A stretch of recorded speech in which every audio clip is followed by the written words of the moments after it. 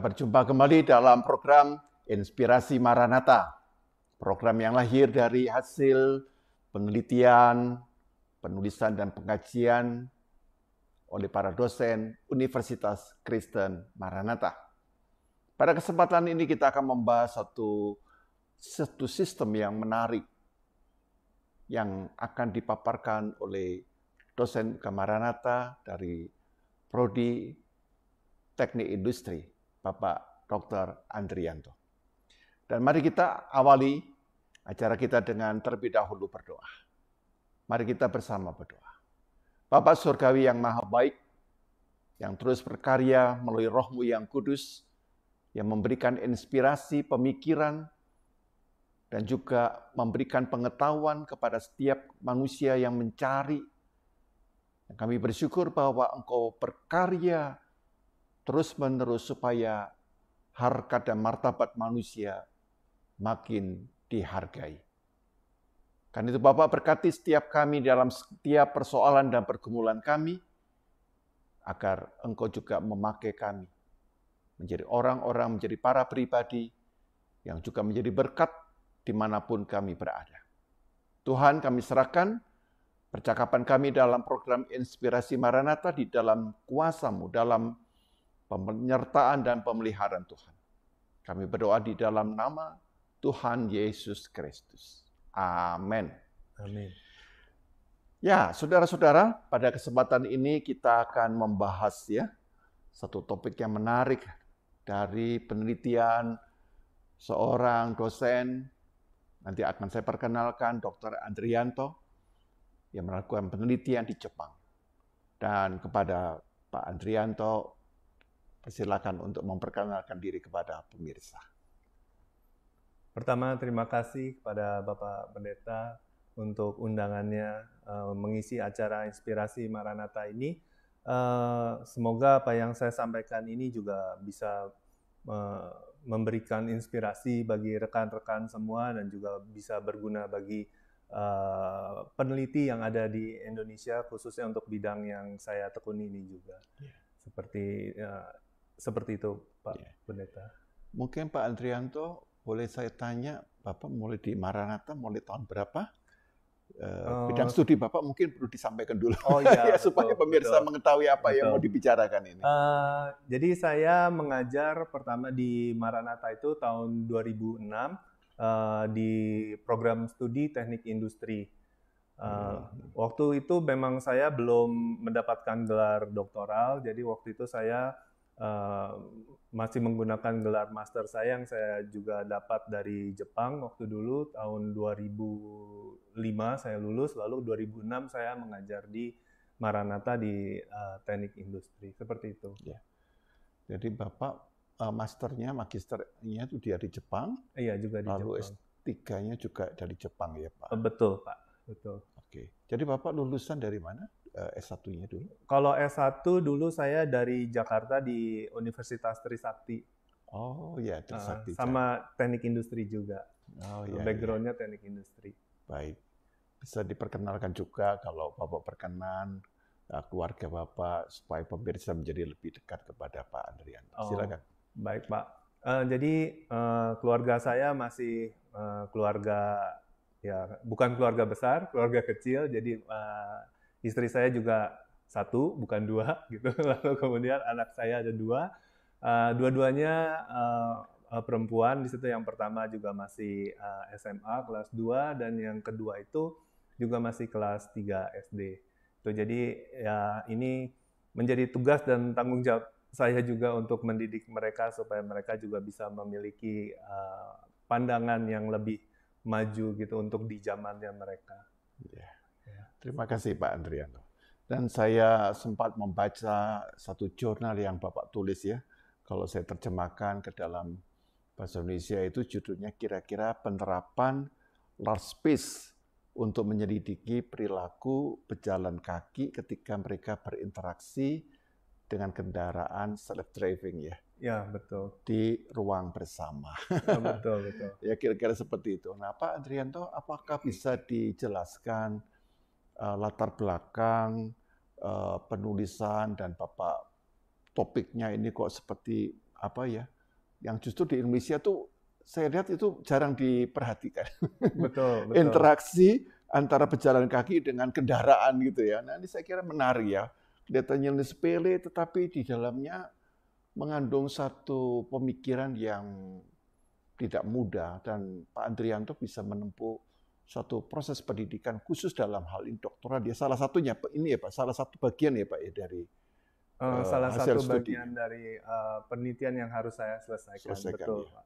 Betul. Kalau disertasinya Bapak dalam bidang ini apa dalam topik ini atau topik yang lain? Jadi saya cerita sedikit. Ya, Untuk silakan. yang akan disampaikan sekarang itu adalah salah satu proyek yang memang dijalankan oleh profesor saya. Jadi dia memang ada pekerjaan gitu untuk menangani masalah rencana Jepang ke depan untuk masalah transportasi. Jadi kira-kira tahun 2025 itu Jepang memiliki rencana untuk menggunakan kendaraan otomatis Ya. untuk melayani public transportation. Jadi transportasi umum itu mereka akan menggunakan autonomous vehicle di sana.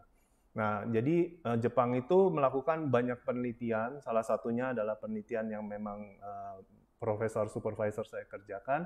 Lalu beliau minta saya sebagai bagian dari penilaian untuk doktoralnya saya. Jadi saya harus mengerjakan atau membantu dia menyelesaikan satu proyek ini, gitu, yaitu tentang interaksi antara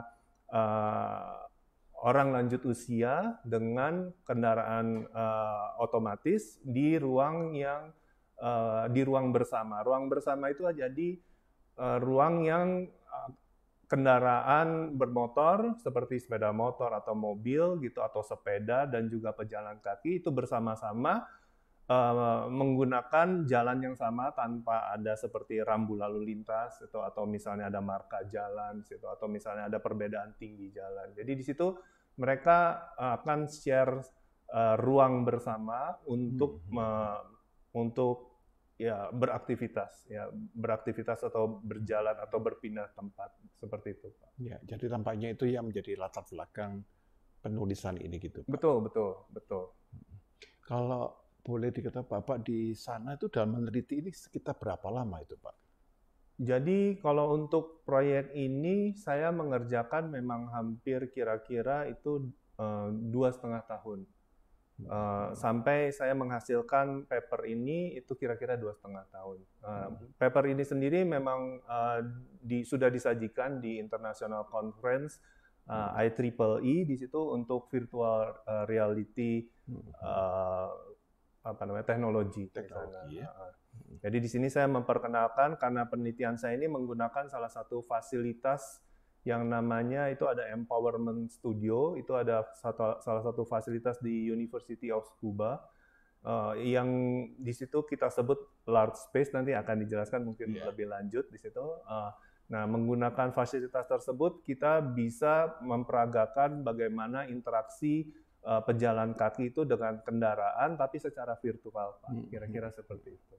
Ya, menarik ya. Bayangkan untuk penulisan seperti ini membutuhkan hampir 2,5 tahun. Betul. Ya, kita bersyukur ya bahwa dalam program Inspirasi Maranatha ini Pak Andrianto bisa memberikan satu ulasan ya bagi kita, dan saya kira kita perlu menyimak dengan lebih baik lagi.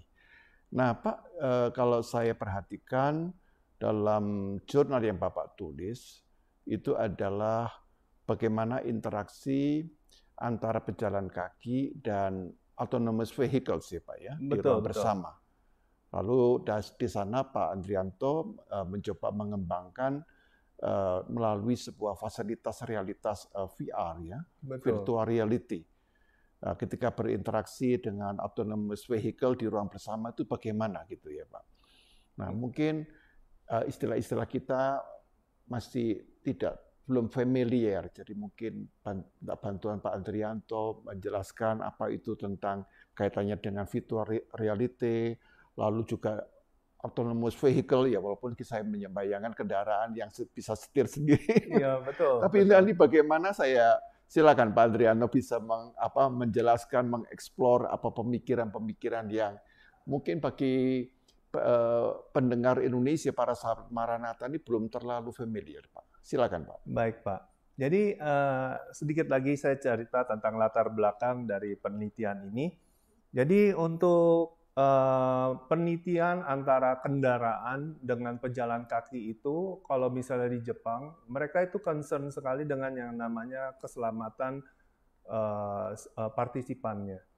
Jadi walaupun itu sebatas penelitian, mereka tidak ingin orang yang terlibat dalam penelitian itu nanti mengalami cedera, kecelakaan, gitu, atau tertabrak dengan kendaraan tersebut. Apalagi ini kan interaksi antara sebuah kendaraan otomatis yang mungkin di sini juga belum apa namanya ya, belum benar-benar bisa digunakan secara langsung di jalan raya. Jadi masih dalam banyak penelitian yang dilakukan untuk memastikan bahwa kendaraan ini aman.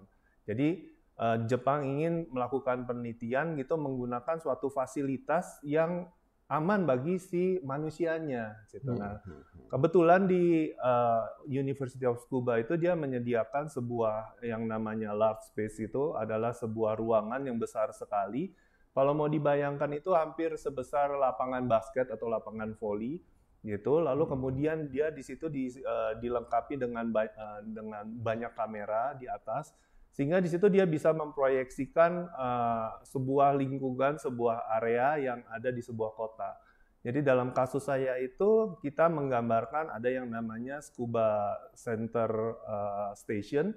Jadi di fasilitas tersebut kita bisa memproyeksikan Tsukuba Center Station itu ya secara virtual di situ, seperti itu Pak.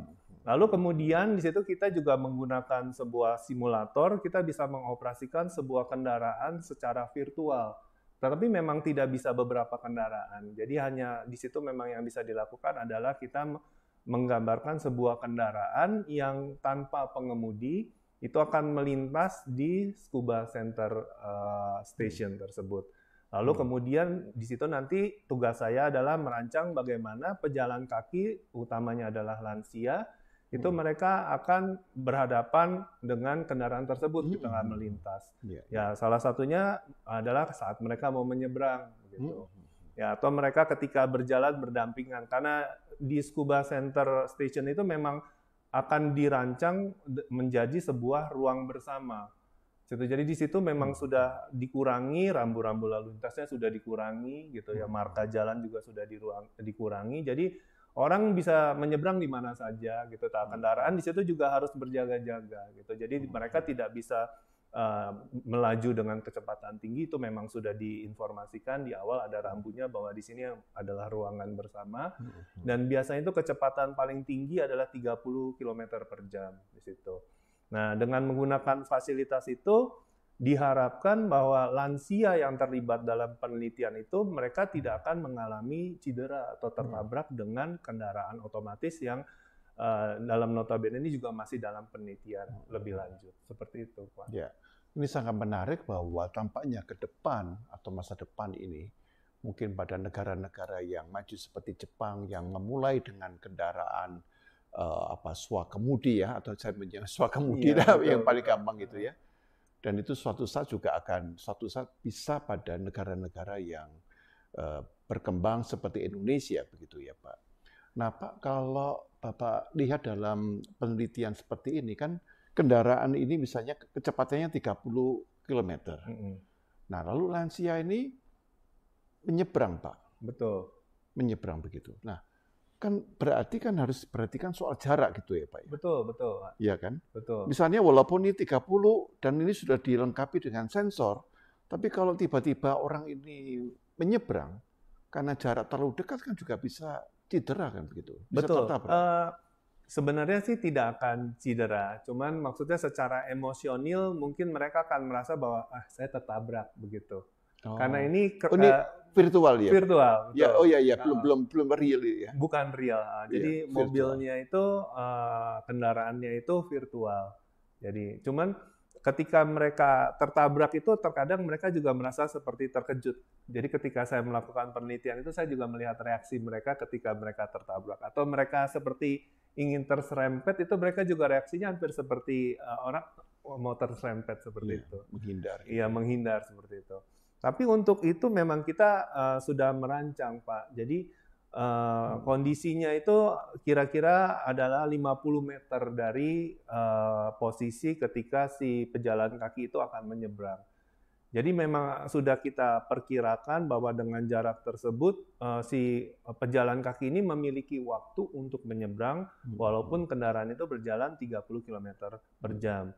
Memang sih tidak semuanya itu 30 km per jam. Jadi saya memvariasikan kecepatan kendaraan tersebut. Jadi dari 20, 25 sama 30 itu secara acak jadi kita munculkan ke si pejalan kakinya. Jadi ketika mereka menyeberang, di situ juga mungkin tadi pertanyaan Bapak bagaimana saya memberikan merancang eksperimennya untuk interaksi pejalan kaki dengan kendaraan tersebut. Itu pejalan kakinya ketika menyeberang posisinya itu ada skenario 1 itu dia tidak bisa melihat Pak kendaraannya. Jadi dari belakang munculnya. Jadi mereka jalan dari belakang, lalu kemudian dia belok, dia harus menyeberang, seperti itu. Ketika dia mau menyeberang, dia bisa melihat ada di sebelahnya, dari sudut mata itu dia bisa melihat, dia harus mengecek apakah ada kendaraan mendekati mereka. Gitu. Nah, sekitar kira-kira 50 meter itu masih kondisi aman. Nah, dan mereka masih bisa menyeberang sebenarnya. Tapi dengan variasi kecepatan 20, 25, 30 itu juga ada perilaku yang bisa dipantau, Pak. Jadi kadang mereka jadi merasa sungkan kalau misalnya kecepatannya 30 itu buat mereka mungkin terlalu cepat. Jadi mereka tuh mungkin menunggu gitu. Jadi walaupun itu kendaraan virtual mereka menunggu gitu seperti itu. Jadi tidak langsung menyeberang gitu. Nah, yang skenario kedua itu mereka bisa melihat ketika kendaraan itu mendekati mereka. Jadi ketika mereka mau menyeberang itu mereka bisa melihat dari jauh bahwa ada sebuah kendaraan yang akan lewat. Itu akan lewat seperti itu. Jadi mereka sudah memprediksi bahwa saya akan menyeberang dan ada kendaraan mau lewat gitu. Jadi sudah dari jauh ketika mereka jalan mereka sudah memiliki ancar-ancar ini saya mesti seperti apa. Gitu. Jadi kita melihat perbedaan perilaku ketika mereka melihat atau mereka tidak melihat. Lalu kemudian skenario yang ketiga itu adalah mereka berjalan beriringan karena ini ruangan bersama, jadi saya harus memberikan gambaran bahwa kendaraan itu mungkin melintas kira-kira hanya 1 meter di sisi mereka. Gitu. Apakah mereka kemudian jadi terkejut gitu melihat kendaraan gitu, atau mereka bereaksi normal-normal saja seperti itu. Nah, memang ada beberapa juga yang seperti terkejut gitu loh, tetapi reaksi mereka sepertinya masih natural saja. Ya, mungkin seperti ada sepeda motor lewat atau misalnya ada sepeda lewat gitu ya, mereka akan sedikit terkejut, tapi mereka tetap berjalan. Dari situ ya kita bisa gali beberapa perilaku mereka ketika berinteraksi dengan kendaraan otonom seperti itu. Sangat menarik ya, dan saya kira untuk orang Indonesia harus siap-siap untuk memperhatikan ini khususnya para lanjut usia. Pak, yang saya bayangkan begini Pak, ini kan ruang bersama. Betul. Nah, ruang bersama itu ada juga lansia yang karena usia itu menjadi disabilitas. Betul. Nah, misalnya pendengaran mereka berkurang. Betul. 2 kemungkinan ya Pak, penglihatan berkurang. Betul. Nah, apakah penelitian Pak Andrianto ini juga sudah mengarah atau mengantisipasi seandainya para lansia ini oleh karena faktor tertentu menjadi disabilitas, Pak? Atau anggap aja ada orang disabilitas juga. Untuk arah ke depannya mungkin memang akan ada penelitian yang melibatkan disabilitas, Pak. Cuman untuk yang saya kerjakan kemarin itu memang kita menseleksi partisipannya yang kondisinya itu masih sehat. Gitu. Karena kita menghindari, jadi seperti ketika saya melakukan eksperimen di sana, itu saya harus melakukan membuat proposal yang namanya etika. Nah, etika itu yang nanti akan dipelajari oleh University of Tsukuba bahwa eksperimen saya ini memang layak dan aman untuk dijalankan bagi partisipannya, bagi orang tua gitu. Jadi kita harus menghindari hal-hal yang bisa membahayakan mereka di sana.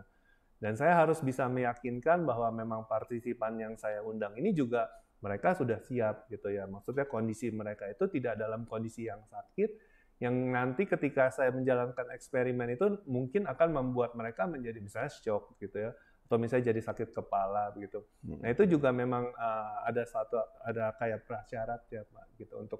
Jadi tidak seperti kita merancang lalu kemudian jalankan saja eksperimen, di sana tidak seperti itu. Jadi mereka ada komite yang memang mempelajari dahulu penelitian ini layak tidak, aman tidak gitu untuk dijalankan bagi masyarakat, bagi orang Jepang terutama seperti itu. Iya Pak, saya hanya bisa berimajinasi dengan apa yang Bapak sampaikan. Iya. Nah, tadi dengan saya melanjutkan bahwa dalam ulasan Bapak ini studi interaksi antara pejalan kaki dan kendaraan kemudi tadi diharapkan dapat mengembangkan satu sistem ya Pak ya, satu sistem yang sesuai. Jadi upaya mengembangkan pengaturan eksperimental itu adalah mempelajari perilaku pejalan kaki saat berinteraksi. Apakah bisa dijelaskan apa yang disebut dengan desain sistemnya itu, Pak? Oh, baik, Pak. Jadi sistem yang dimaksud di sini adalah sistem dari autonomous vehicle, dari dari Pak ya, istilahnya kemudi. Kemudi gitu ya. Jadi sistem ini lebih ke arah sistem kemudi karena mereka itu kan harus memiliki kepandaian mengidentifikasi perilaku dari kendaraan lain dan juga dari pejalan kaki. Seperti itu. Jadi kita akan memberikan beberapa gambaran dari penelitian ini bahwa untuk lanjut usia mereka akan memiliki perilaku seperti ini gitu. Sehingga nanti sistem itu bisa mungkin dikembangkan untuk mengantisipasi ketika mereka menghadapi perilaku dari pejalan kaki yang bisa menimbulkan bahaya, Pak, seperti itu. Jadi sistemnya itu nanti bisa mengidentifikasi, oh ternyata ini memang dia kalau perilakunya seperti ini mereka akan langsung menyeberang, lari seperti itu. Jadi mungkin kendaraan akan mengurangi kecepatan dan kemudian atau dia berhenti seperti itu. Jadi memang di sini Jepang memang sedang mengumpulkan banyak data untuk perilaku dari pejalan kaki, khususnya lanjut usia, supaya memang kendaraannya ini memiliki kemampuan, memiliki kepandaian ya secara otonomus gitu bisa mengantisipasi situasi-situasi bahaya ketika menemukan perilaku dari pejalan kaki yang mungkin bisa berbenturan atau bertabrakan dengan kendaraan tersebut. Seperti itu. Sistem yang dimaksud. Jadi sistem di sini desain sistemnya juga bukan hanya pada tanda bayan, tetapi maksudnya kendaraan kemudi ini Pak, misalnya dia bisa ngerem mendadak begitu? Bisa. Nah, kalau rem mendadak itu kan biasanya kan pada penumpang, Pak. Mereka misalnya katakan kendaraan umum naik bis. Begitu mendadak kan mereka seperti kan terlempar juga gitu. Nah, jadi ini bisa terlindung, tetapi yang saya bayangkan penumpang ini pun juga kan bisa cedera juga. Yang saya bayangkan pasti penelitian memikirkan keselamatan bagi pejalan kaki, tapi juga keselamatan bagi penumpang di dalam kendaraan ini ya Pak ya. Betul sekali Pak itu. Jadi sedikit tentang kendaraan otomatis ini. Kendaraan otomatis ini kalau misalnya kita meneliti itu memang mengacu ke standar autonomous vehicle, levelnya itu dari yang Amerika punya. Jadi itu ada dari level 0 sampai level 5. Gitu. Jadi level 0 itu yang kendaraan manual. Jadi yang saya teliti ini ada di level 4 dan di level 5 yang artinya dia full autonomous. Nah, kendaraan full autonomous itu mereka kendaraan tersebut tergantung dengan yang namanya sensor. Jadi sensor itu dia ada sensor lateral, jadi di bawah kendaraan itu dia ada seperti naik turun seperti itu. Jadi memang ini salah satu kelemahan juga dari sistem kendaraan otonomous. Jadi dia tidak bisa dengan kondisi yang terlalu menanjak atau yang terlalu turun. Karena kalau misalnya terlalu turun dia tidak bisa melihat ke depan jauh karena dia akan melihat jalan di situ atau dia menanjak dia tidak melihat sesuatu di atas di situ. Jadi untuk jalan datar itu dia masih bisa melihat. Nah, untuk range berapa meter itu kendaraan kalau misalnya dia sudah bisa mengidentifikasi dia tidak akan rem mendadak. Rem mendadak itu adalah salah satu bukan salah satu, alternatif terakhir untuk menghindari terjadinya kecelakaan. Jadi ketika kepandaian itu diberikan pada sistem, jadi ketika dia sudah bisa mengidentifikasi ada pejalan kaki akan menyeberang dalam jarak misalnya 30 meter, maka dalam jarak itu dia akan sudah mengurangi kecepatan secara bertahap.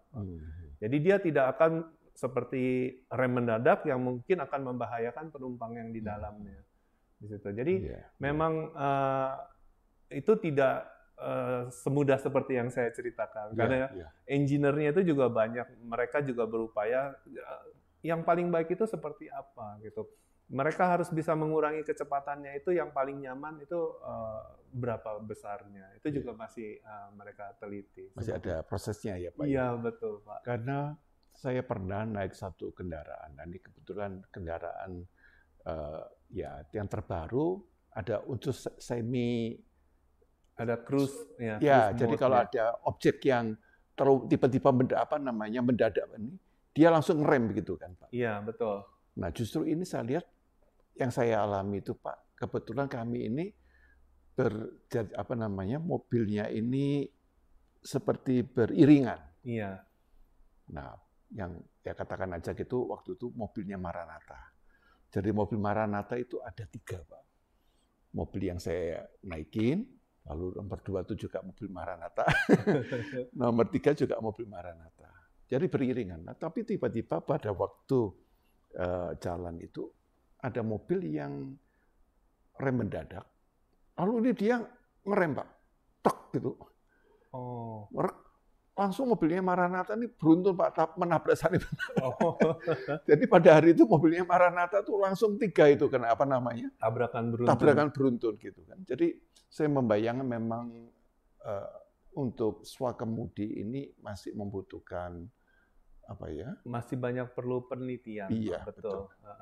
Karena yang tadi untuk salah satu level 0 sampai level 2 itu, kalau yang banyak di kendaraan sekarang itu ada yang namanya cruise mode. Jadi kalau misalnya kita di jalan tol, kita bisa aktifkan itu, lalu kendaraan itu akan maintain kecepatan yang sama, yang menyesuaikan dengan kecepatan kendaraan di depannya. Gitu ya. Iya, dia jaga jarak, jaga jarak seperti itu.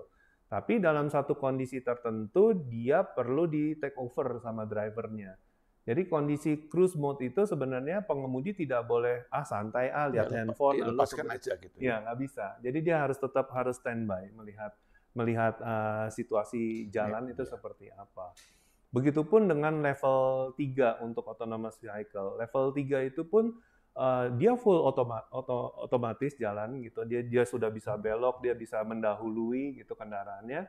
Tetapi ada kondisi di mana ketika si sistem itu tidak mengenali tidak bisa mengidentifikasi kondisi bahaya yang di depan, dia akan pasang yang namanya alarm supaya di take over sama drivernya.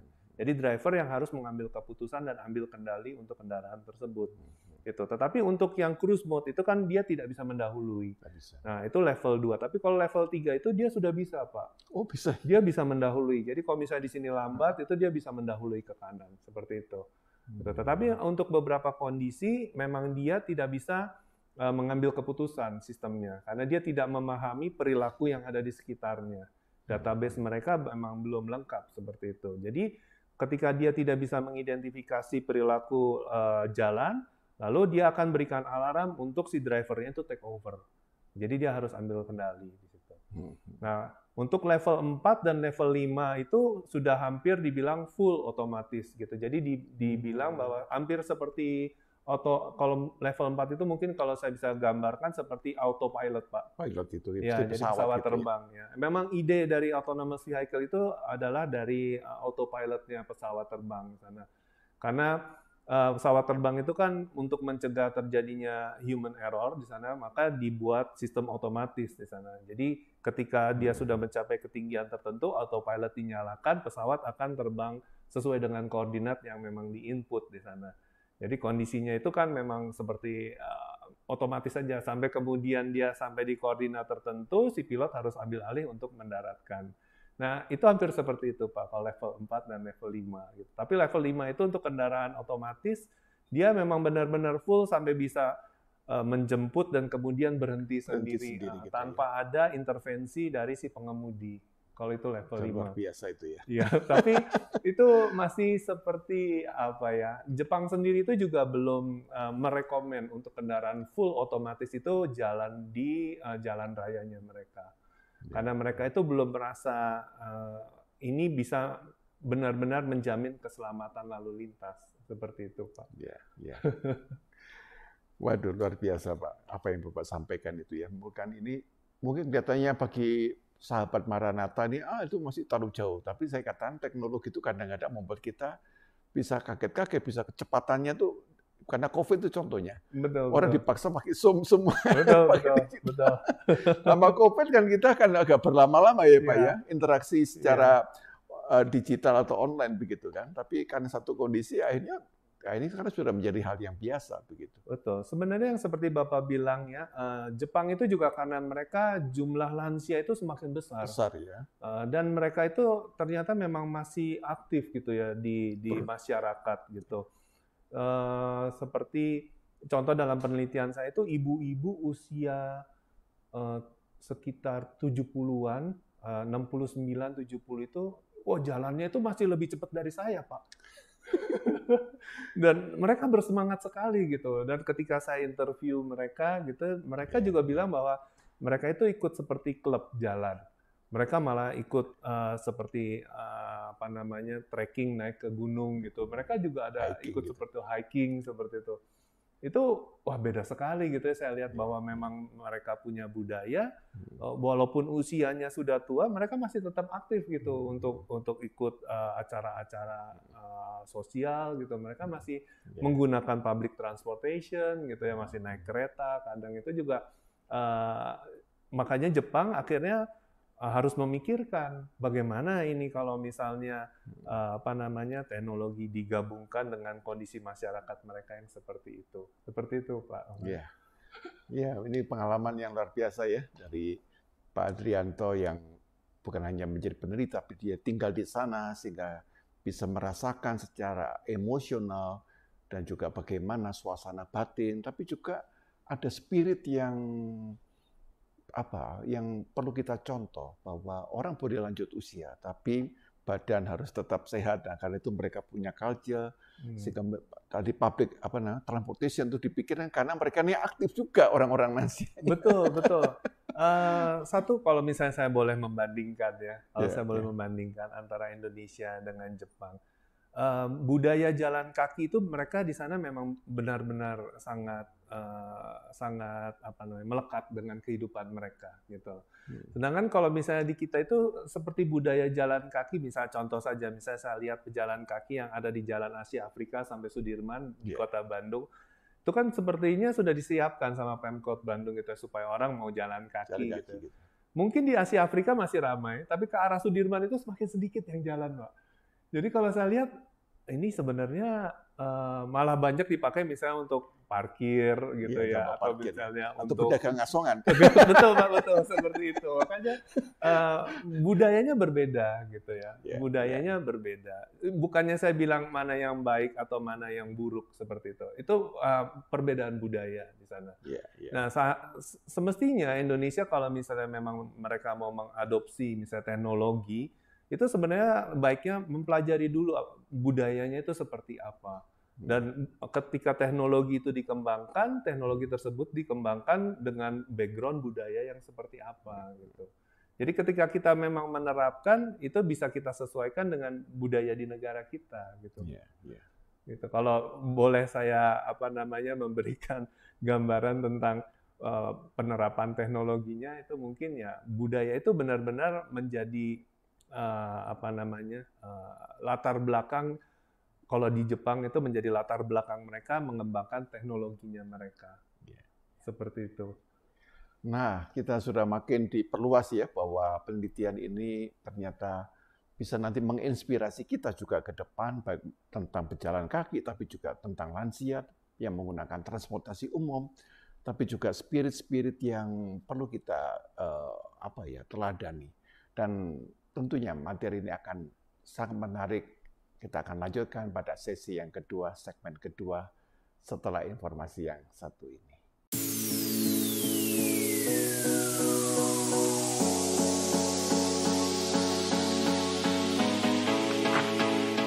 Program Sarjana Teknik Industri Universitas Kristen Maranatha memiliki 146 SKS dan dapat ditempuh dalam waktu 4 tahun. Memiliki 3 kelompok bidang keahlian: optimisasi sistem industri, manajemen industri, serta perancangan produk dan ergonomi. Kegiatan perkuliahan juga didukung dengan teknologi modern, melalui software dan fasilitas laboratorium yang mendukung perkuliahan dan praktikum. Robot Magician, Virtual Reality, Driving Simulator, Minefield Essence Skin Response, 3D Printer. Untuk meningkatkan daya saing, lulusan diberikan kemampuan untuk merancang sistem yang didukung teknologi terkini. Karena itu, pada semester 6, mahasiswa berkesempatan memilih salah satu alternatif kurikulum, yaitu kurikulum teknik industri yang diperlengkapi dengan kurikulum minor dari program Sarjana Teknik Informatika, dengan mata kuliah sebagai berikut. Ayo, bergabung di kurikulum mayor minor teknik industri, Universitas Kristen Maranatha.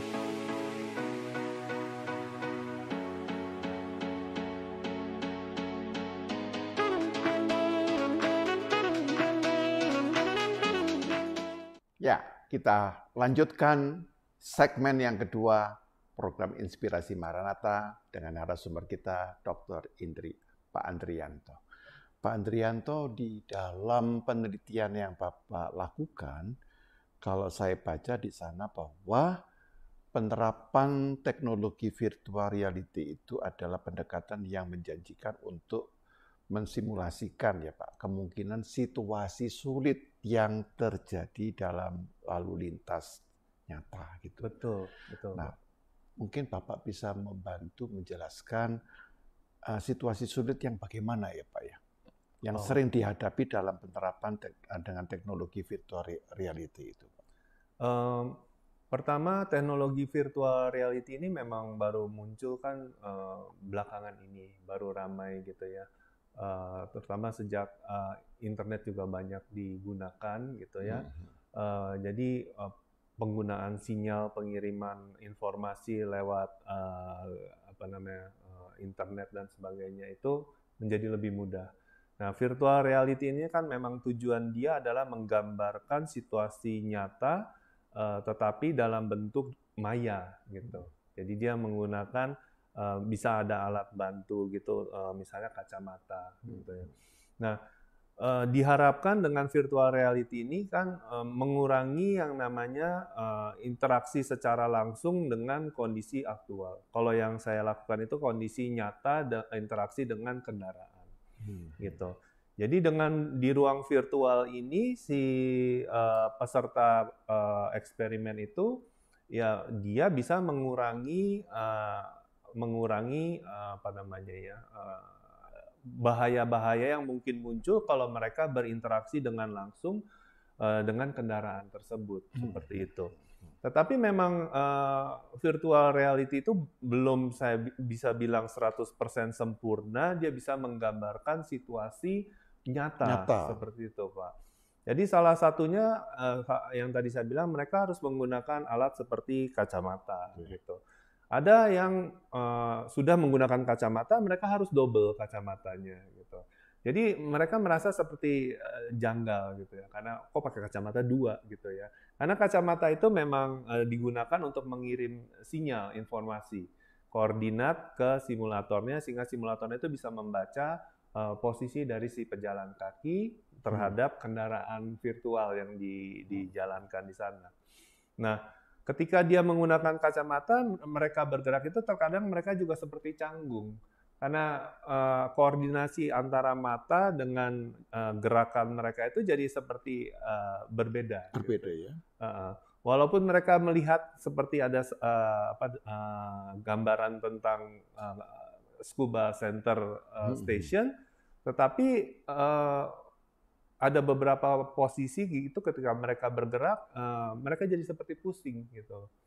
Ya, karena di situ kan image-nya mengikuti gitu ya, Mengikuti gerak kepala itu gerak ya, mengikuti gerak kepala gitu, mengikuti posisi mereka berdiri seperti itu.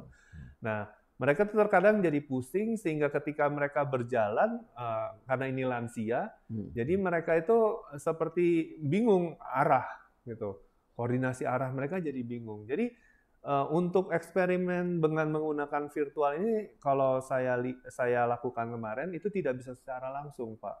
Jadi kita perlu ada kayak latihan di awal untuk membiasakan mereka terhadap ruang virtual, gitu ya. Lalu mereka memahami bahwa ruang virtual ini seperti apa. Mereka mencoba untuk berjalan di ruang virtual seperti itu, lalu ada kendaraan. Setelah mereka merasa bahwa ya oke, nyaman, baru kita bisa jalankan eksperimen. Seperti itu, Pak. Yang disebut situasi sulit itu ya, Pak ya. Iya, betul. Artinya bagi tiap-tiap lansia bisa berbeda-beda ya, Pak ya. Betul, situasi betul. sulitnya ya, Pak. Karena satu masalah usia, makin usia juga bertambah usia, mungkin daya tangkap mereka untuk menerima instruksi atau menerima sesuatu yang mengganggu gerak mereka yang sehari-hari kok begini tiba-tiba begini. Iya, betul, betul. Itu kan juga menjadi satu proses yang tidak mudah. Betul, betul, Pak. Dan yang kedua adalah nanti apalagi kalau lansia ini mulai mengalami amnesia.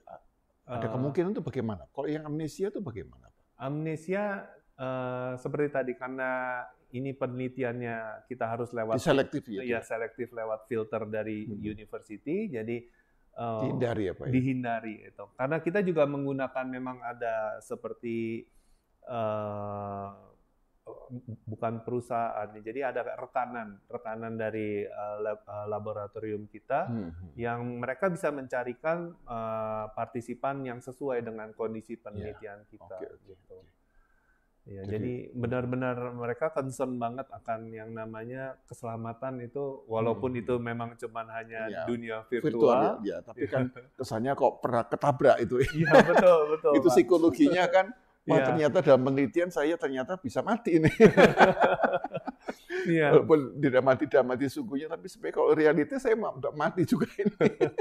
Itu mereka bisa tanya, Pak, itu ketika mereka berjalan, lantainya licin tidak? Jadi kita harus memastikan bahwa lantainya itu tidak licin. Tidak ada benda-benda yang bisa seperti kabel atau misalnya benda yang diletakkan di bawah, sehingga mereka itu bisa tersandung seperti itu.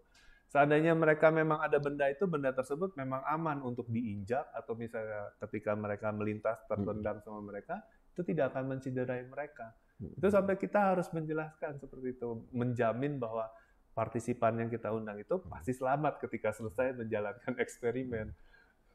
Saya kira poin ini yang saya kira sangat relevan untuk Indonesia, bahwa kita kadang-kadang, seringkali mengabaikan tentang safety, keselamatan itu. Jadi seakan-akan keselamatan itu nomor sekian gitu ya. Iya. Jadi dia penting, misalnya saya naruh di trotoar, ini saya mau jualan sesuka-sukanya saya, lalu orang yang jalan kaki terpaksa harus keluar dari trotoar ini, tapi justru kemudian itu menjadi satu bahaya, misalnya mereka terserempet kendaraan lain, betul, atau mereka tersandung, ya. Betul. Nah ini contohnya seperti ini. Kadang-kadang kita ya mengatakan ya udah kita maklumi. Nah justru karena maklum seperti inilah yang membuat kita tidak bisa mendisiplinkan masyarakat kita, khususnya juga nanti kalau menghadapi lansia. Iya. Ya itu kan generasi yang sebenarnya harus kita pikirkan lebih serius, karena mereka yang paling gampang cedera. Iya, betul. Betul apa tidak ya, Pak? Ya. Jadi, cuman saya kurang ini ya, kalau melihat lansia di Indonesia, mungkin mereka tidak terlalu banyak aktif juga ya kalau misalnya di masyarakat. Maksudnya menggunakan public transportation itu masih tidak terlalu sering kalau misalnya saya bandingkan seperti betul. Di Jepang gitu ya. Karena mereka biasa mungkin hanya di sekitar rumah gitu ya, atau ya paling ya di rumah saja gitu ya, atau kalau enggak pergi memang menggunakan kendaraan gitu. Jadi tidak menggunakan sarana transportasi publik, karena kalau melihat sarana transportasi publik seperti ibu saya dulu, dia pergi ke Bandung gitu, dia naik bis gitu. Bisnya melaju gitu, dia baru bangun naik itu bisnya sudah melaju gitu, tapi sopirnya tidak mempedulikan bahwa ini orang tua mau naik gitu, seperti itu. Yang mana kecepatan mereka untuk turun atau naik itu sangat berbeda dengan anak muda yang bisa cekatan begitu kan. Iya. Dan kadang-kadang saya pernah jumpai Pak yang seperti itu. Ketika saya di Surabaya pada waktu itu pernah menggunakan kendaraan umum. Jadi ada orang tua yang mau turun Pak. Jadi orang mau turun. Tapi harusnya kan berhenti. Iya. Mau turun. Ya dia berhenti sebentar, lalu jalan lagi. Nah orangnya nih Pak terpelanting Pak. Iya betul. Itu Seperti itu kan? seperti Ya, itu. seperti ini. Betul Jadi, Pak. hal-hal seperti inilah yang saya katakan harus menjadi harusnya menjadi perhatian sehingga itu menjadi habit. Kalau syukur-syukur itu menjadi semacam karakter, menjadi budaya kita gitu. Nah betul Pak. Karena nyawa manusia ini berharga sekali. Saya tangkap di itu Setuju Pak. bahwa Setuju. Jepang itu walaupun tidak menyebut dirinya sebagai negara yang beragama begini, tapi kalau saya perhatikan, saya sempat deh Pak ya hanya sekedar jalan-jalan aja sih. Itu saya lihat kok tertib, rapi, bersih. Iya betul. Waktu itu semuanya serba serba jelas Iya, gitu betul. kan. Itu saya lihat kalau saya kagum sekali gitu ya. Lalu memperlakukan orang asing. Kalau saya sempat terlambat kereta, ya diberikan solusi, bahkan disuruh istirahat di ruangannya. Lalu mereka yang mencarikan kereta, lalu kereta dipanggil, ini sudah keretanya, lalu diantar. Ya betul. Saya sangat terkesan sekali itu ya, mereka ramah begitu ya, memperlakukan orang. Nah sebenarnya orang Indonesia kan juga sama dikenal sebagai bangsa yang ramah. Ya. Kan? Indonesia itu kan, tapi ramahnya ini perlu pada tingkat yang memperhatikan safety. Betul Pak. Gitu ya. Betul. Jadi bukan hanya ramah misalnya menyambut orang, menyapa, tapi harus pada tingkat untuk bagaimana orang ini aman. Gitu. Sepertinya untuk masuk di level itu perlu ada yang namanya respect Pak. Respect. Ya. Iya. Kalau di Jepang itu mereka mau respect gitu ya. Mereka mau menjaga yang namanya kestabilan dari sebuah komunitas di situ. Ya komunitas itu bisa kecil, bisa semakin besar. Tapi mereka berusaha jaga komunitas itu dengan mereka respect. Walaupun mereka punya sesuatu atau yang ingin unek-unek apa, mereka akan jaga respect supaya orang yang di sekitar mereka itu juga tidak terlibat dengan urusan pribadi mereka gitu. Jadi mereka akan menghargai ini orang asing walaupun mereka itu mungkin mengacaukan komunitas mereka, ya baiknya mereka dibantu supaya komunitas ini tidak semakin kacau seperti itu gitu. Jadi mereka memiliki respect gitu. Mereka merespek orang bahwa oke lah mereka memang perlu dibantu dengan suatu kondisi seperti ini gitu. Nah, jadi mereka akan berusaha untuk memahami kondisi orang lain juga gitu. Nah, makanya dengan seperti itu mereka bisa memikirkan yang namanya keselamatan bersama gitu. Kalau kita kadang ya berpikir tentang keselamatan oke, tetapi seperti kurang respect gitu loh antara pejalan kaki, pengendara sepeda motor gitu. Kalau misalnya kita mau lihat saja di jalan raya seperti itu. Penghargaan antara saya sebagai pejalan kaki, saya sebagai pengendara sepeda motor, atau saya sebagai pengemudi mobil itu seperti terkadang saya yang paling utama, pokoknya saya duluan gitu, nggak bisa yang lain, pokoknya mesti mengalah sama saya gitu. Itu bukan sesuatu yang menggambarkan bahwa dia respect dengan sesamanya mereka. Jadi ada unsur egoistik ya gitu. Iya, seperti itu gitu. Nah, ini kita juga belajar satu filosofi yang berharga di samping tadi soal VR tadi ya. Iya betul. Nah, Pak, saya melihat dalam arti respect ini Bapak juga mengulas tentang ruang bersama ya. Bapak sebutkan ruang bersama itu adalah jalan yang dirancang untuk meningkatkan pergerakan dan kenyamanan pejalan kaki dengan mengurangi dominasi kendaraan bermotor ya. Jadi di sana Bapak sebutkan tidak ada trotoar, tidak ada perbedaan level jalan yang memisahkan ya pejalan kaki dan kendaraan. Semua pengguna jalan baik mobil, sepeda dan sebagainya pejalan kaki punya hak yang sama begitu. Nah, Pak, kira-kira ini kan Bapak melihatnya di Jepang gitu ya. Iya. Lalu Bapak masuk Indonesia apa tidak mengalami culture shock gitu ya? Nah, itu kira-kira gimana dan apa yang bisa mungkin suara kita semoga didengar juga oleh pemerintah. Mungkin Bapak bisa menyampaikan apa yang Bapak lihat di situ. Mungkin kalau misalnya saya tangkap dari pertanyaan ini, apakah mungkin ruangan bersama itu diterapkan di Indonesia seperti Ya, itu, Pak? kira-kira seperti itu. Seperti yang tadi mungkin Bapak juga sudah sampaikan, bahwa tiap orang yang menggunakan jalan itu akan memiliki hak yang sama. Sama. Ya, berarti tiap orang itu memiliki kesadaran bahwa saya ini memiliki hak yang sama dengan yang lain di situ. Yang seperti tadi kalau saya singgung mengenai namanya respect di situ, berarti mereka memang harus menghargai, walaupun dia hanya seorang pejalan kaki dan dia lansia, dia tetap memiliki hak untuk berjalan di jalur yang mereka mau pilih di sana. Jadi kalau memang dia jalannya lambat, ya kita hargai bahwa memang dia berjalannya memang lambat karena mereka itu lansia. Dan bukannya berarti kemudian kalau misalnya saya naik sepeda, lalu kemudian saya merasa arogan, kamu mah lambat gitu. Itu tidak menunjukkan suatu respect bahwa kita memiliki hak yang sama di sana. Gitu.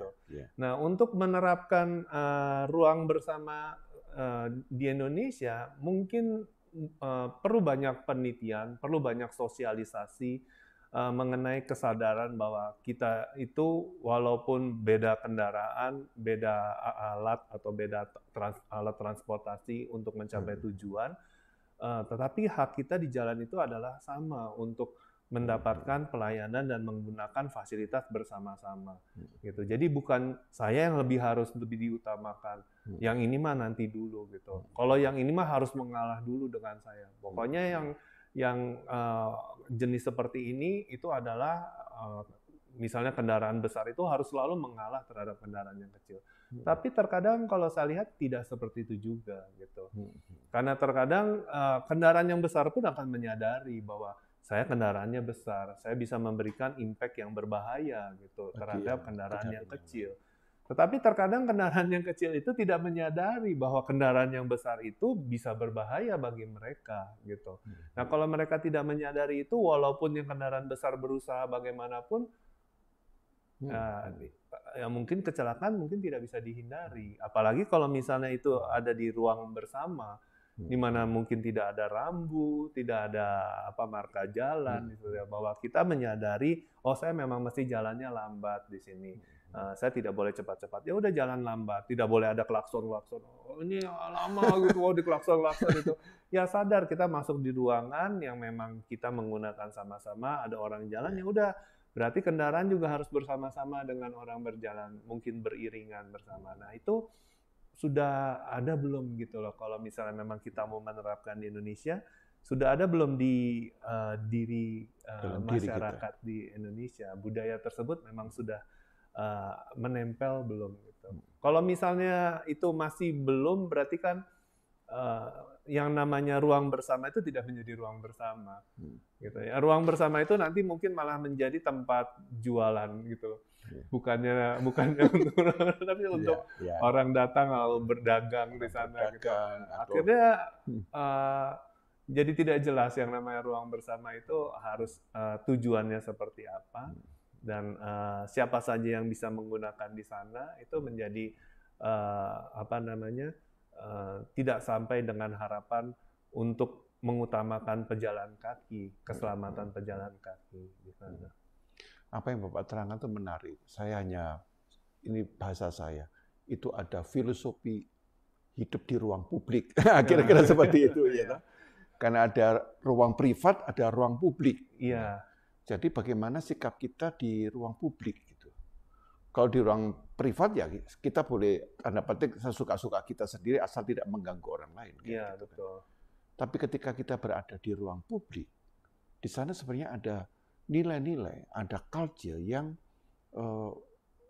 dalam tapi sebenarnya fundamental. Yang harus kamu taati tadi salah satu adalah setuju. Respect. Betul, setuju. Ya? Itu poin utamanya. Nah, kadang-kadang itu orang lupa bahwa di ruang publik ini dia harus menghindarkan semua egonya. Misalnya kadang-kadang ini tidak semua sih. Orang punya kendaraan yang besar, Pak, ya, seperti tingkat Pajero atau tingkatnya Fortuner. Ini berapa kali diamati oleh kepolisian bahwa mereka seringkali yang menjadi pelanggar. Gitu. Misalnya tidak semua loh ya. Pelanggar karena apa? Merasa kendaraannya besar gitu. Iya. Ya. Arogan gitu. Arogan gitu. Ya. Tapi juga tanda petik kendaraan-kendaraan kecil seperti sepeda motor juga punya arogansinya sendiri. Betul. Jadi ini yang besar punya arogansinya sendiri, yang kecil punya arogansinya sendiri. Lalu yang biasanya yang enggak punya apa-apa yaitu pejalan kaki. Nah ini yang biasanya yang gampang disingkirkan, diklakson. Jadi mereka ini sepertinya tanda petik itu disepelekan. Nah ini saya kira tidak sesuai dengan nilai kultur bangsa kita. Betul, Pak. Sebagai bangsa yang tadi kita sebut bangsa yang ramah. Iya. Bangsa kita ini adalah bangsa yang mewarisi nilai-nilai budaya yang agung. Betul, Ya. betul. Kita pernah punya kerajaan besar, Kerajaan Mojopahit. Ya. Kita punya kerajaan besar Sriwijaya. Ya. Dan nenek moyang kita itu adalah orang-orang yang dikenal sangat arif. Lalu kenapa kita yang di sini yang sekarang ini menjadi jauh begitu kan? Nah, mari kita kembali ya kepada akar kita, yaitu bahwa kita hidup di ruang publik itu justru mencerminkan siapa Anda. Nah, sama yang tadi Bapak juga bilang ya, Jepang itu tidak mengakui bahwa dia itu menganut suatu agama tertentu. Ya. Tapi kalau kita mau lihat perilaku mereka justru menunjukkan bahwa mereka itu memiliki akhlak gitu ya, memiliki respect gitu terhadap bukan terhadap manusia saja, juga terhadap lingkungannya mereka gitu. Terhadap hewan, saya perhatikan itu kan. Iya, betul. Ya. Terhadap lingkungannya, terhadap alam itu kan semuanya tertata dengan bagus. Nah, itu memang Pak ada kadang-kadang dibedakan dan memang ada benarnya antara orang yang religius dengan spiritualitas.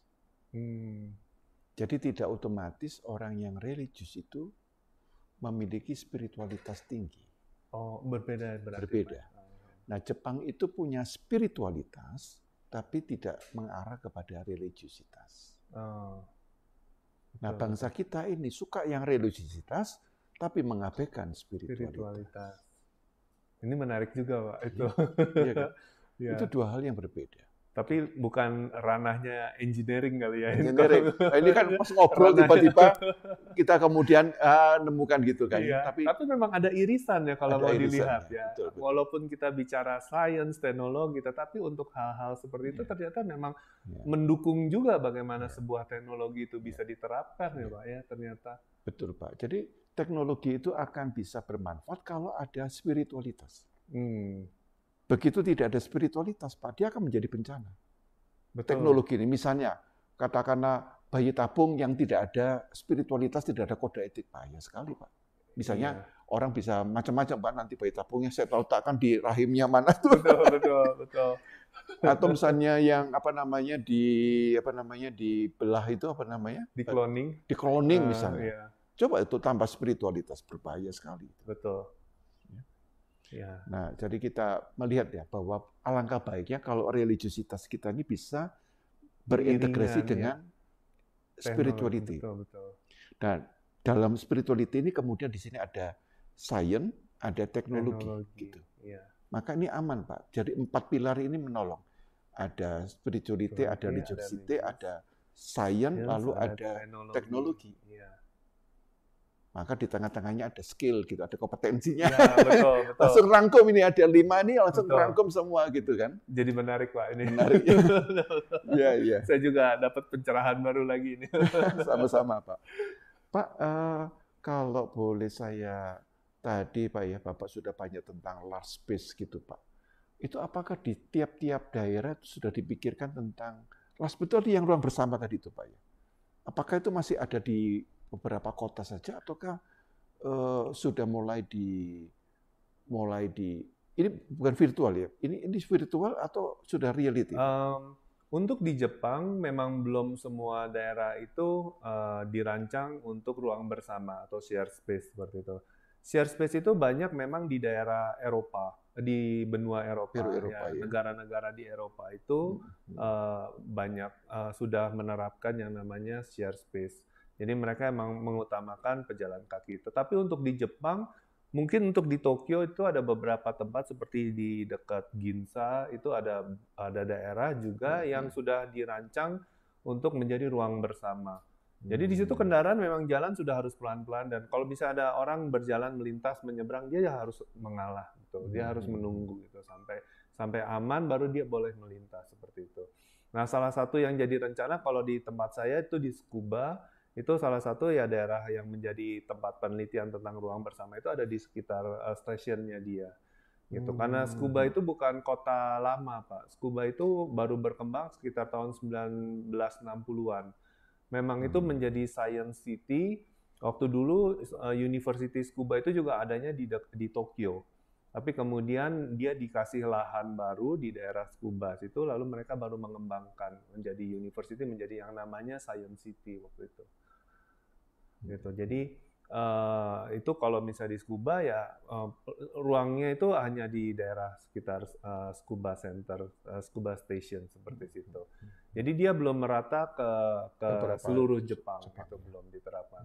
Dan arahnya memang mereka mau seperti itu karena untuk autonomous vehicle untuk di transportation public, transportasi umum gitu, dengan situasi ruang bersama itu akan bisa saling terintegrasi gitu, lebih mudah mereka gitu, karena kendaraan otonomous itu kan tidak, jadi dia bisa berhenti di mana ketika ada pejalan kaki mungkin memanggil kendaraan tersebut menggunakan aplikasi, lalu kemudian dia bisa langsung datang gitu tanpa harus lihat ada rambu lalu kemudian berhenti seperti bis atau kereta secara lazim umumnya kan mereka berhenti karena ada stasiun, mereka berhenti, ada halte, mereka berhenti. Jadi untuk autonomous vehicle ini di public transportation ya konsepnya mereka dibutuhkan di mana mereka bisa digunakan seperti itu. Jadi ya yang kalau saya lihat dulu rancangannya ya dia akan menggunakan aplikasi, Pak. Jadi kalau misalnya di satu daerah di situ misalnya ada orang yang membutuhkan sarana transportasi umum, nah itu ada berapa orang, nanti ada berapa kendaraan bisa datang di daerah itu. Lalu kemudian mereka bisa gunakan transportasi umum tersebut yang tidak ada pengemudinya. Gitu. Jadi arahnya seperti itu kalau di Jepang kira-kira. Apakah yang Bapak sampaikan ini juga dalam catatan Bapak itu upaya mengkarakterisasi perilaku pejalan kaki? Ada 2 kriteria tadi, ada lintasan bagi para pejalan kaki, lalu juga ada kecepatan itu bagaimana Pak? Apakah dalam ini kaitannya di ruang bersama nih? Kalau misalnya perilaku pejalan kaki yang saya gambarkan dalam penelitian saya, itu jadi di sini saya harus bisa menggambarkan perilaku pejalan kaki yang memang sudah dipelajari oleh peneliti sebelumnya, Pak. Gitu. Jadi saya tidak bisa menggunakan saya maunya seperti ini, tidak bisa gitu, karena kita bicara masalah penelitian, kita bicara harus ada benang merahnya antara penelitian terdahulu tentang pejalan kaki itu mereka seperti apa skemanya. Jadi di sini yang saya pakai itu yang dikemukakan oleh ada bukunya itu Timmerman, pengarangnya namanya tahun 2009. Dia itu mengemukakan kalau perilaku pejalan kaki itu berdasarkan 2 asumsi yang tadi Bapak sebutkan itu. Jadi mereka akan berjalan mengikuti lintasan yang diberikan. Gitu. Jadi kalau misalnya kita kasih jalan, itu mereka akan pasti menggunakan jalur tersebut. Begitupun ketika saya melakukan penelitian ini, saya berikan path gitu. Jadi ada jalur mereka harus menyeberang seperti apa, itu saya ada kasih poin-poinnya. Jadi lewat poin A, lalu ke poin B, lalu ke C, lalu ke D gitu. Lalu kemudian dia bisa mengikuti alur tersebut. Tetapi di sini memang tidak menutup kemungkinan kalau mereka memiliki perilaku menyeberang. Terkadang kan ada orang yang menyeberangnya tidak mengikuti lurus seperti itu, tapi mungkin diagonal gitu. Nah itu kita bisa pelajari bagaimana perilaku mereka berjalan sesungguhnya. Walaupun mereka kita kasih yang namanya ada lintasan, apakah mereka itu akan berperilaku seperti itu? Seperti yang diharapkan. Gitu. Iya, karena ini memang diasumsikan bahwa pejalan kaki itu berjalan mengikuti lintasan yang diberikan. Lalu kemudian juga diasumsikan yang kedua itu kecepatan pejalan kaki menyeberang dipengaruhi kecepatan kendaraan yang melintas. Makanya ketika melakukan penelitian ini juga ketika si pejalan kaki akan menyeberang, kecepatan kendaraan itu juga kita variasi gitu Pak. Jadi karena dia ruang bersama maksimum adalah 30 ya. makanya divariasi antara 20, 25, sama 30 di situ.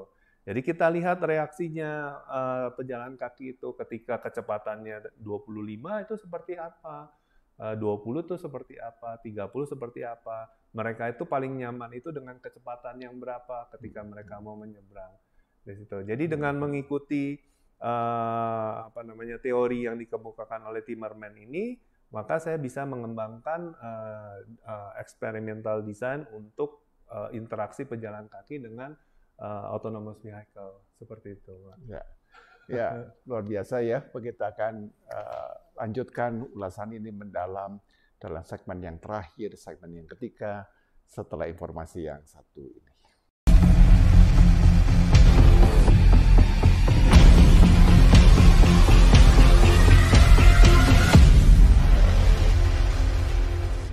Shalom Bapak Ibu, teman-teman mahasiswa dan rekan-rekan. Berjumpa lagi di Maranatha Fellowship minggu ini. Kami akan menyampaikan beberapa informasi, di antaranya Bapak Ibu dan Saudara sekalian, jangan lupa saksikan Inspirasi Maranatha setiap hari Senin pukul 7 malam di platform YouTube Universitas Kristen Maranatha dan bisa juga diakses di platform YouTube Extreme Studio. Teman-teman mahasiswa, Bapak Ibu dan rekan-rekan, mari sama-sama kita merenungkan firman Tuhan setiap harinya. Dan renungan dapat disaksikan di Instagram Badan Pelayanan Kerohanian Universitas Kristen Maranatha. Untuk teman-teman mahasiswa, rekan-rekan saudara dan Bapak Ibu yang rindu melayani, Bapak Ibu bisa mendaftarkan diri melalui nomor WhatsApp yang tertera di layar. Kami juga mengucapkan selamat ulang tahun untuk Bapak Ibu yang berulang tahun di bulan ini ataupun di minggu ini. Kiranya Tuhan memberikan sukacita, berkat yang melimpah, serta damai yang sejahtera daripada Tuhan. Kami juga mengajak Bapak Ibu untuk bergabung dan mengikuti latihan Seraphim Choir yang diadakan setiap hari Selasa pukul 3 sore di Studio Seraphim lantai 1 GWF. Kembali kita masuk pada segmen yang ketiga dari program Inspirasi Maranatha bersama narasumber kita, Bapak Dr. Andrianto. Pak Andrianto, memang menarik sekali bahwa penelitian Bapak memberikan perhatian terhadap pejalan kaki yang lanjut usia, ya. Dan ini adalah orang-orang yang disebut kelompok senior, begitu ya. Dan kalau saya lihat baik Jepang ataupun China itu sangat menghormati orang tua gitu ya. Betul, Pak. Orang China itu ada satu filosofi namanya hao. Ya, jadi jadilah anak yang uhao, ya, uhao pada orang tua. Ya. Dan di dalam Alkitab juga diajarkan dalam 10 firman, hormatilah ayah dan ibumu supaya engkau panjang umur, ya, di tanah yang diberikan Tuhan Allahmu kepadamu. Ya, jadi ada nilai-nilai budaya, tapi juga ada nilai-nilai iman. Di dalamnya ada spiritualitas yang memang memberikan penghargaan, penghormatan kepada orang tua. Gitu ya. Dan dalam konteks ini sampai dikembangkan juga penelitian teknologi bagaimana memperlakukannya gitu kan. Iya betul. Jadi bukan hanya menghormati begini gitu kan, tapi teknologi membantu mereka menciptakan respect itu kepada orang tua. Betul, betul. Ini yang saya katakan bisa menggabungkan antara nilai dengan teknologi, Pak. Ya. Itu yang saya katakan luar biasa di situ. Jadi respect itu bukan hanya di dalam tutur kata gitu, tapi dalam perilaku bahkan juga di dalam sebuah sistem kehidupan. Betul, betul, Pak. Nah, lalu Bapak di sini menyebutkan bahwa populasi orang berusia 65 tahun ke atas di Jepang itu meningkat menjadi 40%. Betul. Nah, nanti pada tahun 2050. Bayangannya. Jadi dan mereka masih segar, masih produktif. Iya, mereka masih aktif. Gitu. Jangan sampai kita berjalan ya udah saya diam aja, makin banyak gerak kita kemudian ya ini betul-betul akhirnya otot tubuh kita nih melemah gitu, Pak. Di sana justru itu, Pak. Jadi kalau saya lihat ya, seperti yang membersihkan kereta gitu ya, atau terutama saya lihat itu kereta cepat. Kalau bisa di kita kan kadang arahnya sudah sampai, di balik kursinya diputar gitu kan. Yeah. Nah itu yang melakukan justru orang-orang lansia, Pak. Jadi yang bekerja itu mereka itu masih membersihkan gitu ya ruangan itu, lalu kemudian mereka putar putar apa namanya Kursi itu ya. kursi-kursinya itu. Lalu juga ada kita tinggal di dormitorinya university di situ. Lalu kemudian yang melakukan cleaning service itu juga orang lansia, Pak. Dan ketika kita coba tanya ngobrol sama mereka itu dulu pernah jadi presiden direktur, Pak. Presidir ya. Ya, presidir gitu loh. Tapi kemudian mereka itu setelah mereka lanjut usia, mereka masih tetap ingin aktif. Ya, untuk bekerja sebagai cleaning service pun mereka No problem. no problem. Tidak menjadi mereka Ya, seperti rasa rendah iya, diri. betul, Pak. Gitu Betul. ya. Itu yang saya, wah, mereka ininya mentalnya luar biasa gitu ya untuk seperti itu. Jadi walaupun mereka sudah tua, mereka mau tetap aktif. Ya mereka juga punya kesadaran bahwa mereka tidak mau memberatkan kaum muda karena kaum muda itu kan merasa bahwa mereka dibebankan pajak untuk membayarkan pensiun yang orang-orang tua itu, Pak, gitu. Ya. Nah, mereka itu ternyata masih aktif dan mereka itu juga tidak malu gitu untuk mengerjakan yang orang pikir ya menjadi Kerjaan yang dianggapnya itu kasar gitu iya, ya. betul. Kerjaan kasar gitu kan. Betul. Itu saya kadang-kadang luar biasa, Pak ya. Saya pernah merasa malu dalam arti begini, Pak. Ada satu program saya di salah satu negara begitu. 1 bulan, Pak. Nah, yang mengejutkan saya, yang membersihkan kamar saya ini adalah orang-orang lanjut usia, Pak. Jadi saya orang muda tuh merasa malu gitu, Pak. Kamar saya diberi, tapi aturannya begitu. Iya. Tapi setelah kita, tadi ya Bapak omong-omong, kita tanya cerita mereka. Kita yang lebih malu lagi, Pak. Karena apa? Mereka dulu CIO. Betul. Mereka dulu adalah pimpinan perusahaan besar. Iya, betul. Lalu di usia lanjut mereka happy sekali itu. Dan bukan saya lihat ada yang membersihkan kolam, ada yang menyapu jalan. Iya. Dan mereka lakukannya tuh dengan gembira gitu. Mungkin karena mereka masih merasa berguna kali, Pak, ya. Iya. Perasaan saya masih bermanfaat bagi orang lain itu mungkin bisa menjadikan spirit buat orang tua untuk tetap aktif dan mungkin masih bisa ada ya bukannya ada manfaat seperti barang, tapi maksudnya masih bisa memberikan kontribusi terhadap masyarakat seperti itu.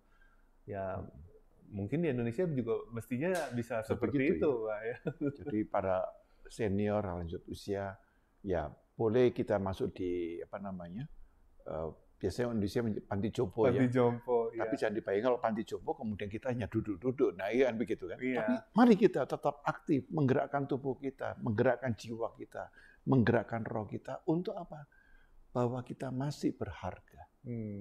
Itu poin yang saya kira pesan yang mau disampaikan melalui teknologi tadi juga. Betul. Teknologi itu kan juga maksudnya mau mengangkat martabat manusia ya, Iya, Pak. betul, Pak. Nah, lalu di bagian tulisan Bapak yang terakhir itu saya terkesan itu Bapak membuat tentang bagaimana memastikan bahwa semua parameter berhasil diperoleh dan dihitung dari simulator ya, waktu tempuhnya, waktu tunggu, jarak titik tabrakan dari sudut defleksi sudut ya. Iya, betul. Ini memang istilah teknis. Nah, nanti Pak Andrea menjelaskan dan akan dilengkapi dengan satu slide yang membantu pemirsa sahabat Maranatha untuk memahami apa yang dijelaskan oleh Pak Andrea. Silakan Pak Andrea. Oke, saya coba jelaskan bagaimana ya jadi dari eksperimen ini memang diharapkan kita mendapatkan beberapa parameter yang bisa dijadikan tolak ukur untuk ini perilaku mereka itu mau menerima berinteraksi dengan autonomous vehicle atau tidak, atau mereka merasa resist, merasa ini sepertinya berbahaya buat saya gitu. Jadi di sini ada beberapa parameter yang harus saya hitung berdasarkan dari hasil simulator.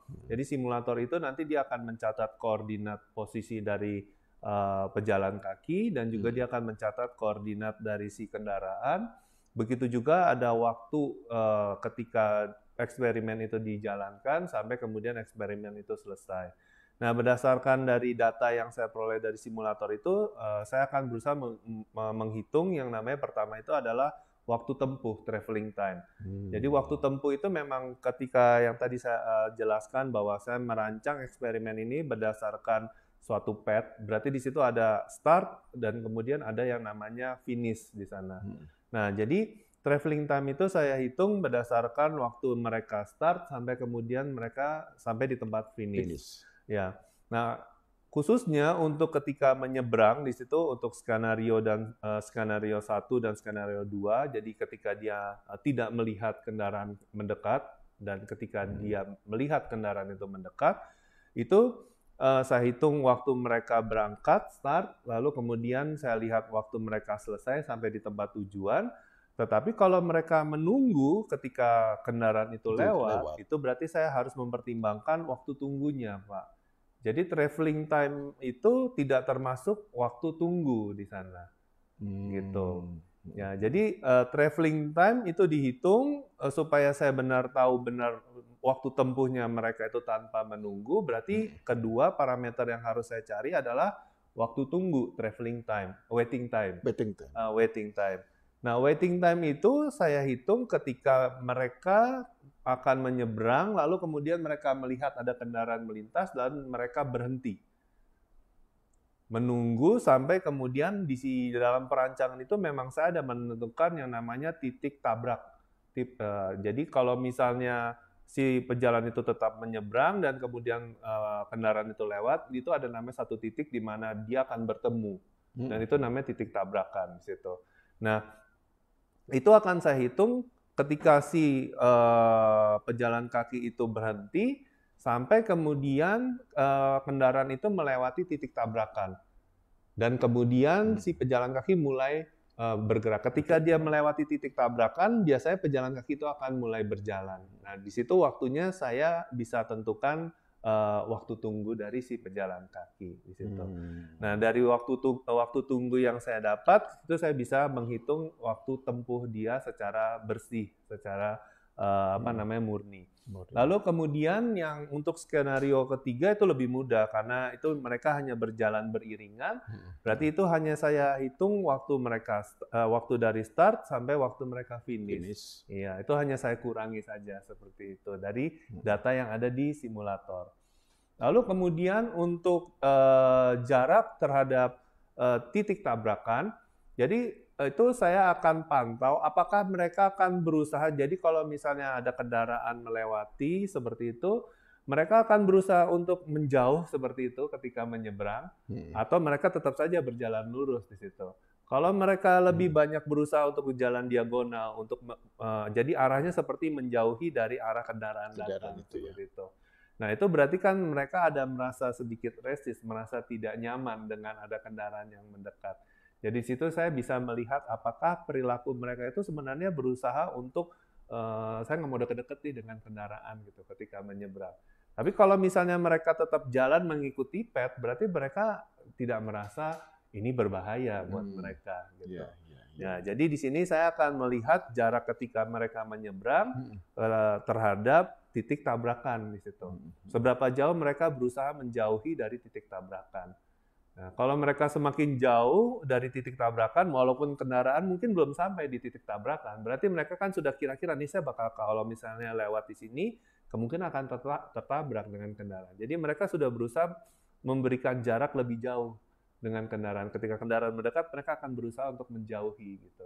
Jadi mereka menyeberang dengan arah seperti diagonal, tidak dengan lurus di situ. Nah, tujuan ini mencari jarak antara titik tabrakan itu adalah untuk menganalisis kondisi itu, Pak. Nah, itu saya dapatkan caranya dengan menggambarkan lintasan dari pejalan kaki. Jadi di situ saya harus gambarkan koordinat dari pejalan kaki dari data simulator itu. Posisi mereka lintasannya itu menjauhi dari titik itu atau mereka cenderung malah lurus saja. Gitu. Jadi itu tinggal saya pindahkan saja ke Excel datanya, lalu kemudian di situ Excel itu ada untuk menggambarkan seperti grafik berdasarkan data koordinat itu, lalu kemudian saya bisa dapat gambar trajektori lintasan dari si pejalan kakinya itu. Nah, itu saya bisa lihat seberapa jauh dia berusaha menjauhi diri mereka dari kendaraan. Lalu yang terakhir itu adalah deflection angle. Deflection angle itu lebih ketika si pejalan kaki itu berjalan beriringan dengan kendaraan. Jadi kalau misalnya mereka merasa ini tidak aman, tidak nyaman mereka. Jadi mereka tidak akan berjalan lurus. Ketika ada kendaraan itu melewati mereka seperti itu, mereka pasti akan cenderung berjalannya jadi seperti itu. Akan menjauhi, walaupun arahnya tetap lurus, tapi mereka akan berusaha ada defleksi di situ. Nah, kalau mereka semakin tidak nyaman, defleksinya tentunya akan semakin jauh. Gitu. Nah, angle-nya itu akan semakin besar.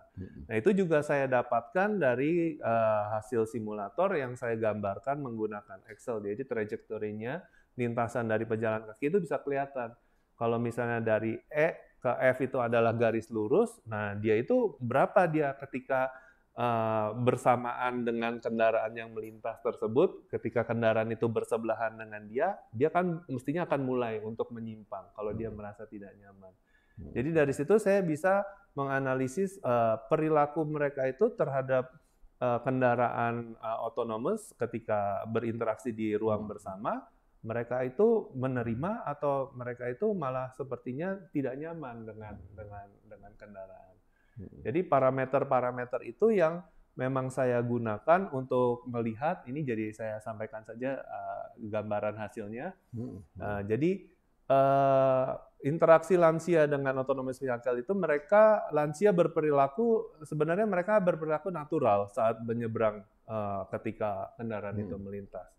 Karena selain saya melihat perilaku mereka, juga saya memberikan survei, Pak. Jadi ketika mereka selesai melakukan eksperimen, jadi saya suruh mereka untuk mengisi pertanyaan-pertanyaan apakah misalnya kamu merasa nyaman tidak gitu, merasa aman tidak berinteraksi dengan kendaraan tersebut. Nah, untuk yang menyeberang itu kita dapatkan dari hasil pengamatan kecepatan kendaraan itu bertambah, maka frekuensi mereka untuk menunggu juga akan semakin bertambah. Jadi kalau misalnya yang 30 itu mereka akan lebih sering untuk menunggu dibandingkan kendaraan yang kalau misalnya 20. Nah, berdasarkan teori itu pejalan kaki secara natural ketika mereka menghadapi kendaraan yang semakin cepat, mereka akan berusaha lebih menunggu gitu. Mereka akan lebih banyak menunggu, memberikan kendaraan untuk lewat lebih dahulu ya, seperti itu. Jadi mereka natural. Lalu yang kedua itu lansianya itu seperti ketika diamati itu seperti menghindari titik tabrak. Jadi seperti mereka ada jalan, ada diagonal. Ada beberapa peserta itu mereka berjalan seperti menjauhi titik tabrak, memberikan jarak lebih banyak terhadap kendaraan yang sedang mendekat di situ. Tetapi kemudian ketika saya interview mereka dengan survei tersebut, mereka tidak mengakui bahwa mereka merasa takut dengan kendaraan tersebut. Jadi kira-kira ada 52 dari peserta itu mengakui mereka memang memiliki kebiasaan untuk menyeberang diagonal. Jadi bukan karena mereka takut, tapi memang mereka biasa nyebrangnya itu nyerong-nyerong seperti itu, Pak. Gitu. Oh, jadi saya tidak bisa mengambil kesimpulan kalau mereka jalan diagonal itu karena mereka takut terhadap kendaraan otonomus, gitu. Lalu yang ketiga, lansia itu menyangkal jika mereka berusaha menghindar autonomous vehicle saat berjalan beriringan. Jadi ketika mereka jalan bersama-sama, berpapasan dengan kendaraan itu lewat dari belakang, melintas gitu, mereka bilang, enggak, saya nggak berusaha untuk berjalan menjauhi kendaraan tersebut. 79% dari mereka bilang, saya merasa aman-aman saja ketika berjalan beriringan. Kendaraan itu tidak seperti mengancam akan menabrak mereka seperti itu. Lalu kemudian yang terakhir itu dari hasil interview eksperimen yang saya lakukan, itu juga si lansianya itu berharap sebaiknya sih memang ada komunikasi dari kendaraan otonomous gitu, karena dia kan tidak ada pengemudi di situ. Tapi sebaiknya mungkin ada seperti lampu yang menyala gitu. Ini kendaraan otonomous misalnya, gitu ya. Atau kedua ada suara seperti suara. klakson gitu misalnya, bip bip gitu, bip bip gitu. Nah, oh ada kendaraan ini lewat gitu misalnya. Atau yang satu lagi juga ada menggunakan suara manusia. This is autonomous vehicle.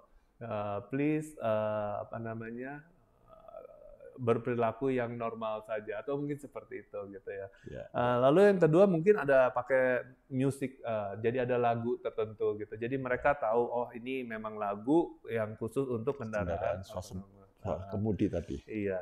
Jadi kesimpulan dari yang saya temukan di sini sebenarnya mereka oke-oke saja berinteraksi dengan autonomous vehicle. Walaupun mereka ketika saya tanya tentang teknologi ini, sekarang banyak ya teknologi baru, komentar mereka seperti itu.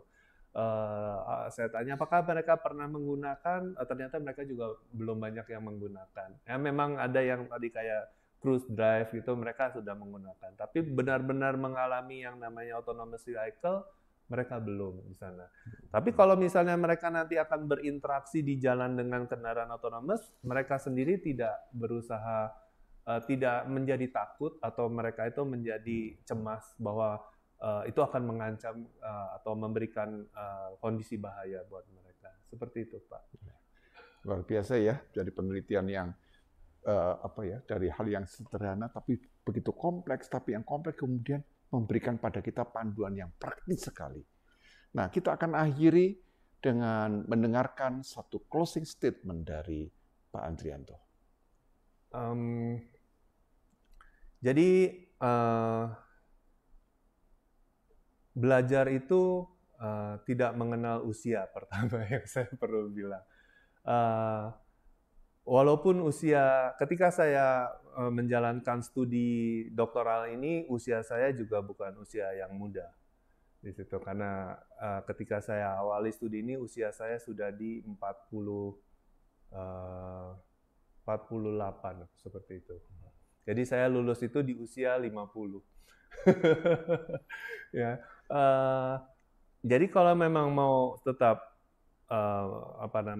belajar itu ya bukan selalu saya bilang harus seperti ambil doktoral, tapi orang yang namanya belajar itu setiap saat memang harus belajar gitu, karena kita harus memberikan suatu nilai tambah dalam kehidupan kita yang tadi seperti didiskusikan dengan Bapak Pendeta di situ bahwa ada nilai-nilai tertentu seperti yang namanya spiritualisme gitu ya, spiritualitas di situ. Itu bukan sesuatu yang kita bisa kadang peroleh dengan belajar saja.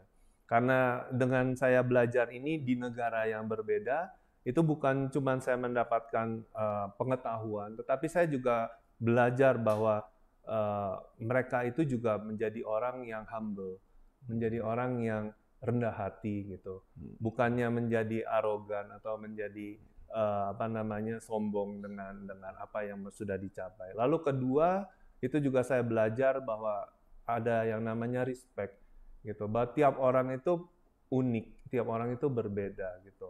Apalagi kalau misalnya hubungannya dengan ini ada lansia dan sebagainya, dengan penelitian saya, itu respect memang sepertinya harus kita jaga selalu di sana. Nah, yang ingin saya sampaikan sebenarnya dari inspirasi ini, semoga apa yang saya dapat ini bukan hanya masalah dari bidang teknologinya saja yang tadi kita diskusikan bersama, tetapi ada hal-hal lain yang mungkin bisa menambah nilai kehidupan, Pak ya, mungkin ya seperti itu.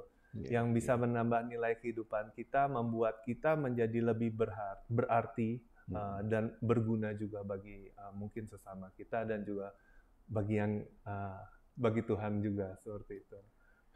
Baik Pak Andrianto, terima kasih atas sharing, tapi juga wawasan-wawasan spiritualitas yang diperoleh dan juga dihayati oleh Pak Andrianto dan menginspirasi setiap kita. Nah, izinkan saya mengakhirinya dengan doa. Mari kita bersama berdoa. Bapa yang Maha Baik, Engkau adalah Allah yang penuh dengan kasih. Oleh karena itu di dalam kasih, Engkau mengajarkan kepada kami satu nilai yang berharga. Di dalam Kristus Engkau bersedia memberikan hidup, memberikan nyawa, berkorban, sacrifice. Dan itu dalam hidup sehari-hari juga kami butuhkan. Bahkan pada tingkat yang sangat praktis, sacrifice dimulai dari respect, mampu menghargai orang lain. Tuhan, kami doakan supaya Pak Andrianto Engkau lengkapi dengan segala karunia dan hikmat, agar penelitian yang dilakukan Pak Andrianto dan juga pengembangan penelitian berikutnya dan selanjutnya itu juga akan membawa dampak yang besar, khususnya bagi bangsa dan masyarakat kami di Indonesia melalui pengabdian Pak Andrianto di UK Maranatha. Tuhan berkati pula setiap kami, agar kami juga boleh tergerak hatinya untuk mengasihi para orang tua kami, setiap orang yang lanjut usia, orang-orang yang kami anggap senior, dan kami juga membantu mereka, dan mereka boleh juga meneladankan kepada kami satu perilaku yang menunjukkan martabat manusia yang sesungguhnya, yaitu mampu menghormati satu dengan yang lain. Tuhan, inilah persembahan kami program Inspirasi Maranatha. Tuhan, kuduskan program ini. Kami berdoa di dalam kuasa-Mu, dalam nama Tuhan Yesus kami berdoa. Amin.